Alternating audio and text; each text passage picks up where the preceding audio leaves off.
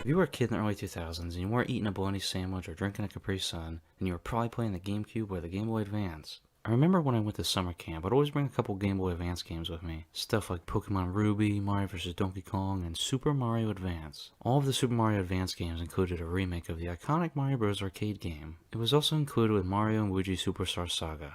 But first, for Super Mario Advance back in 2001. I used to play this all the time as a kid, and I had a lot of fun.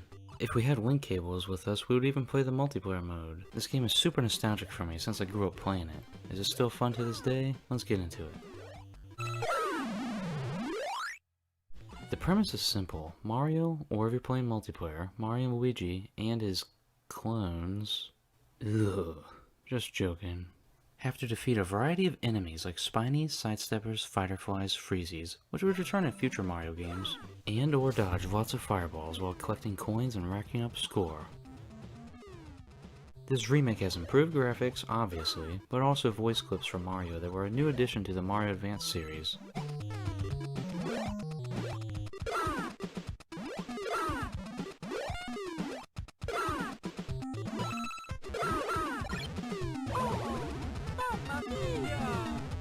Mario has way better control in this version than he did in the original, as well as being able to charge a high backflip jump.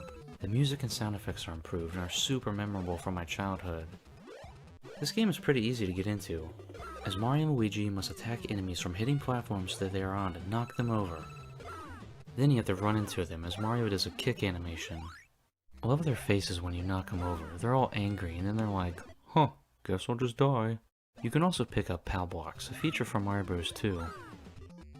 After an enemy is defeated, a coin will come out of one of the many pipes. These are good for racking up your score or even building points to get an extra credit or a continue. Every couple of rounds a bonus room will appear. If you can collect all the coins before the timer runs out, you'll get a 1-up. If not, then too bad. These bonus rooms will become harder later in the game because the floors will turn invisible. But it never changes after that, and it's pretty easy to memorize after the first or second try. After each round or phase, the difficulty will increase. I would say after round 30 or so, it can be a little chaotic.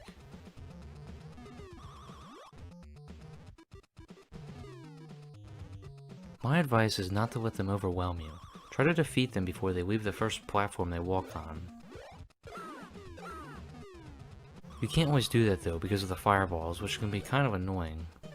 You can defeat them by hitting the platform from underneath where they hover over it, or use the PAL block. But here's the thing, they will respawn in just a couple seconds later.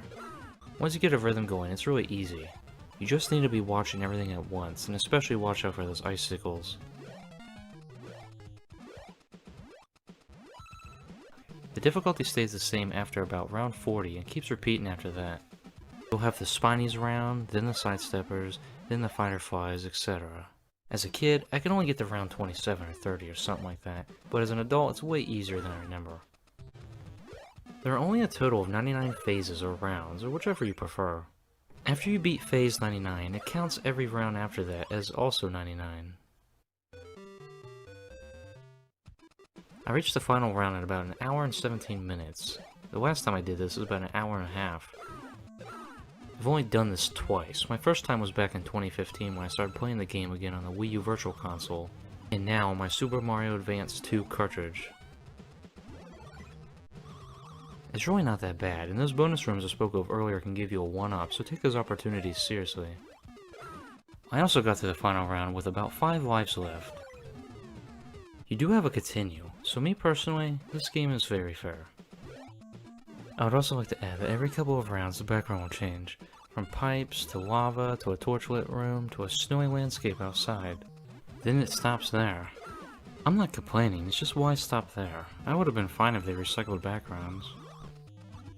After replaying it, I can say it still holds up really well, and I was having a lot of fun. I just wish after phase 99 that something would happen, but nothing does. There's no real reason to keep going once you hit the final phase, unless you want to get a higher score, which is cool and all, but there's really no point besides that.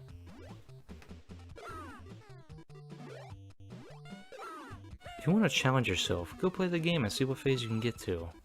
This game also has a multiplayer mode, but you see, I don't have the link cable anymore, so I can't show that off right now. Maybe in a future video. Overall, I love this game, and I'll jump back into it every couple of years. Even if you didn't grow up in the GBA era, it's still so much fun and lots of replay value. Go pop this game in today and have some fun.